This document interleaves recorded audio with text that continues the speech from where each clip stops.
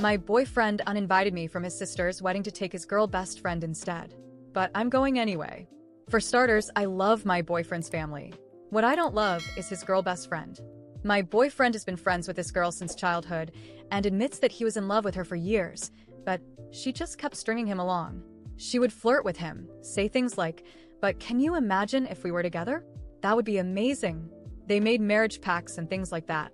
But she would always get a boyfriend and friend-zone him.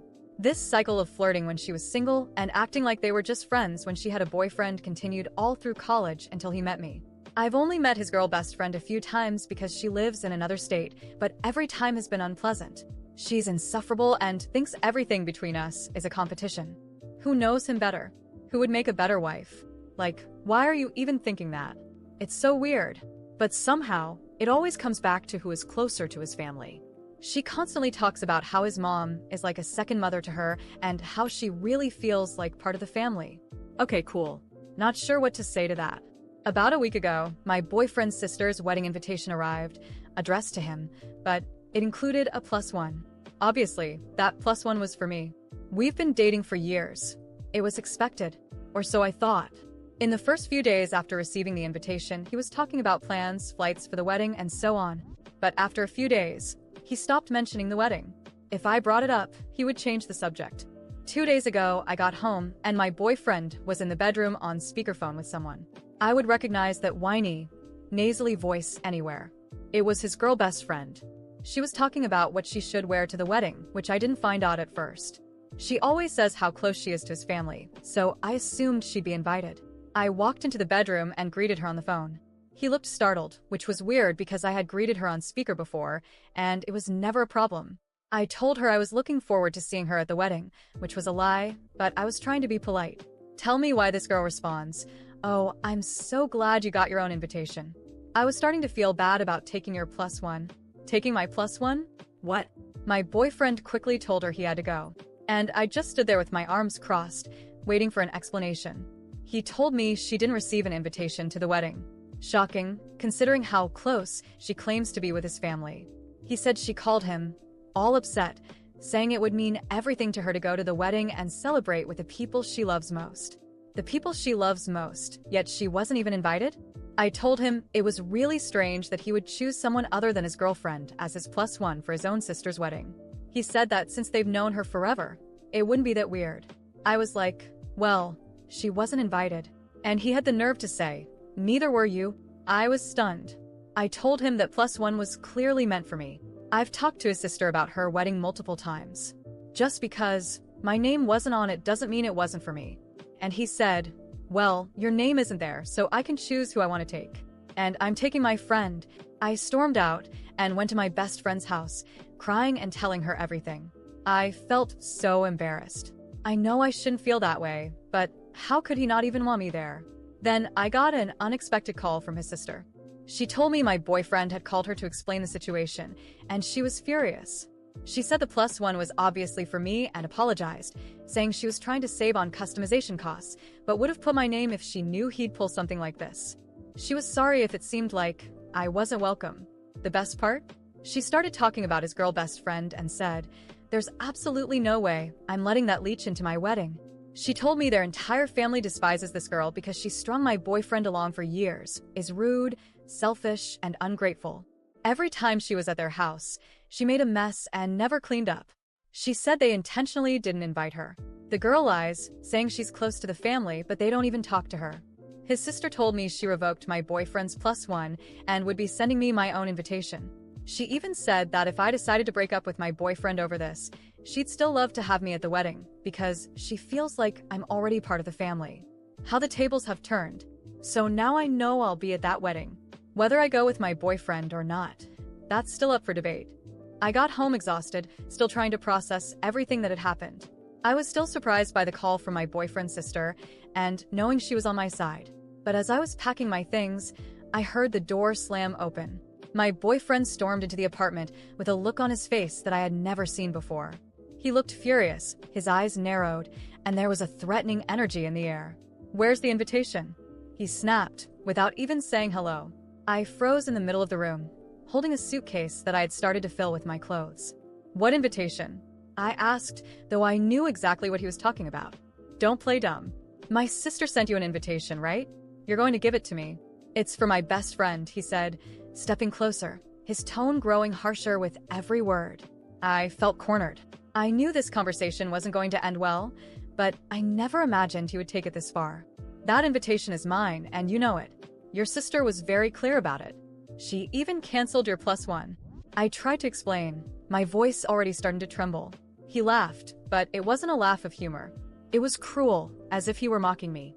Of course, she said that. She likes you, but don't you get it?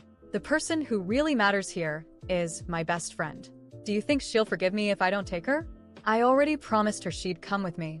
Hand over the invitation and stop being selfish. He held out his hand, expecting me to obey. At that moment, I felt the tears starting to stream down my face. I was hurt, but also filled with anger. How could he treat me like this?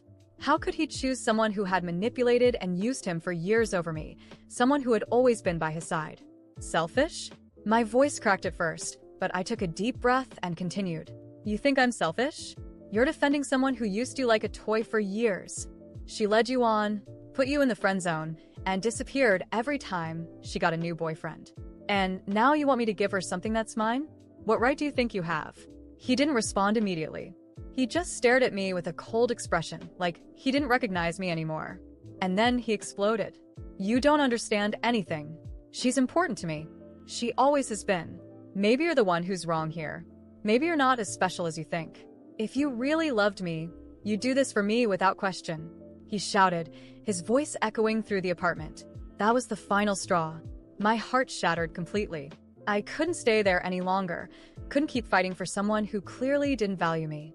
With trembling hands, I grabbed the invitation from the table and handed it to him. Here. If this is what you want, take it. And take her too. Because I'm not going to stay here and watch you throw away everything we had for someone who never respected you. My voice was low but firm. I knew there was no turning back. I picked up my suitcase and walked to the door. He didn't try to stop me. Not a word. He just stood there, holding the invitation like he had won some kind of battle.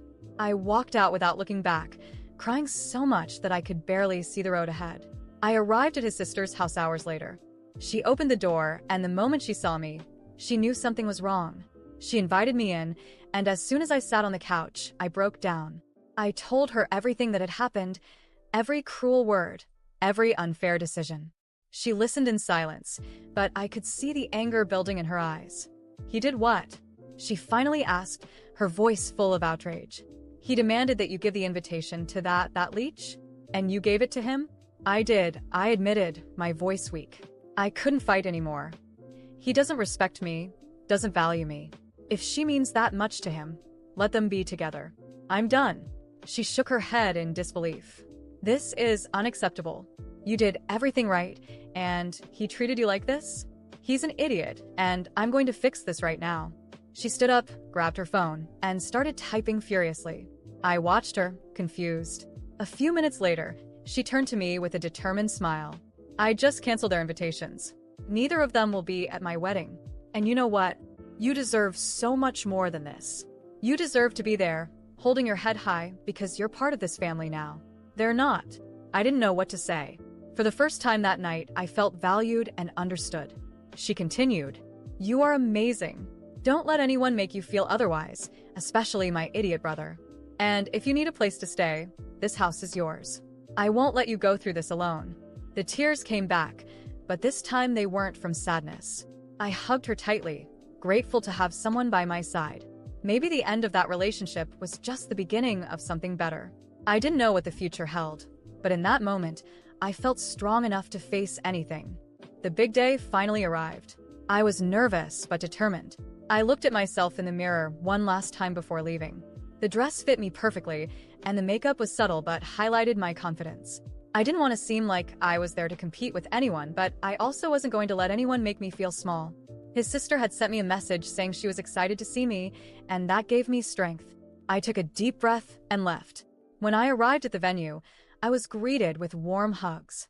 His entire family welcomed me, as if nothing had happened. His mother was the first to greet me. I'm so glad you came, dear. You've always been like a daughter to me. She hugged me sincerely, and I felt the weight of the past days lighten.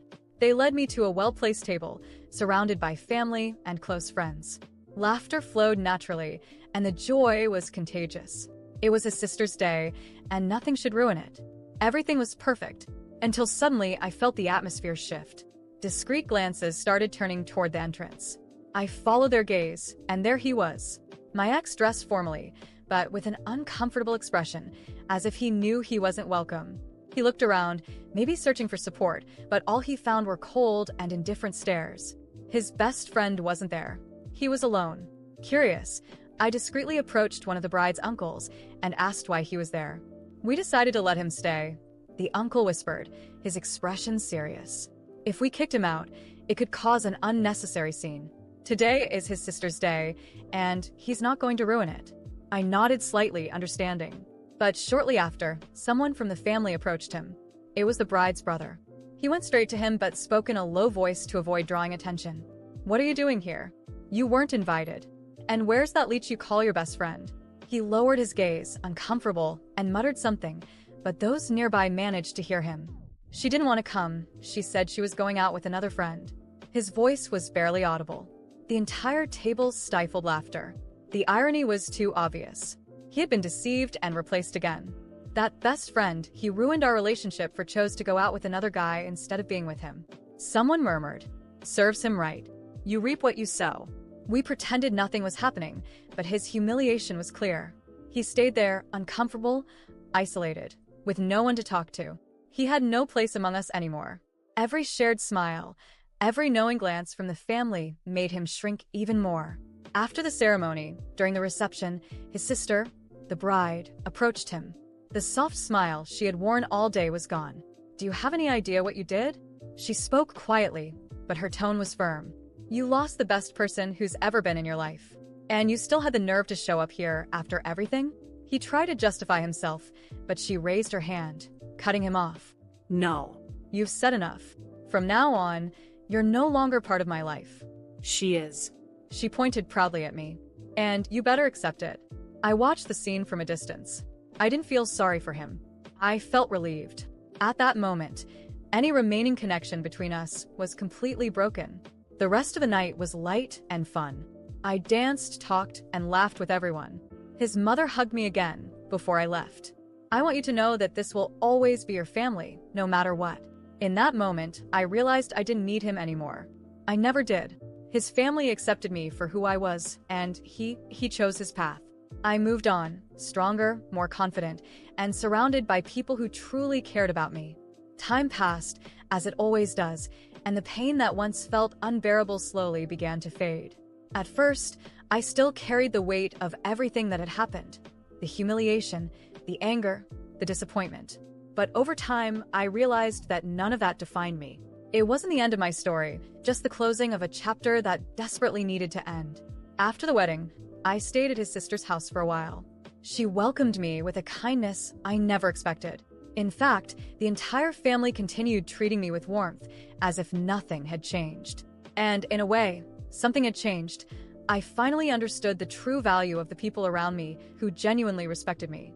His mother, always a sweet and understanding woman, would call me from time to time just to check on me. She never tried to justify her son's behavior or pressure me in any way. She simply said how sorry she was for everything that happened and that I deserved so much better. As for him, well, the last I heard about him was through a mutual friend. After the embarrassment he suffered at his sister's wedding, he became isolated from his own family. His sister cut him off completely, and even his mother, deeply disappointed, distanced herself. He tried to reconnect with his so-called best friend, but unsurprisingly, she had already moved on to another guy. As usual, they say he tried dating after that, but nothing ever lasted. Maybe because he never learned how to truly value the people who stood by him. And her, his best friend? From what I heard, she remained exactly the same, jumping from friend to friend, from man to man, maintaining shallow relationships, always chasing attention. It seems like she never matured, and maybe she never will. People like her tend to live in a never-ending cycle, constantly searching for something they can't even define. As for me, I decided to rebuild myself. I started investing more in myself, in my career, in my studies. I went out with friends, traveled, visited places I had always wanted to see. And of course, at some point, someone new came into my life. It wasn't sudden or like something out of a movie. It felt natural. I met Daniel at a work event. He was nothing like anyone I had met before. Kind, respectful, and most importantly, honest. There were no games, no insecurities, no competition. With him, I felt safe from the very beginning. There was no anxiety to impress him, no fear of being left behind.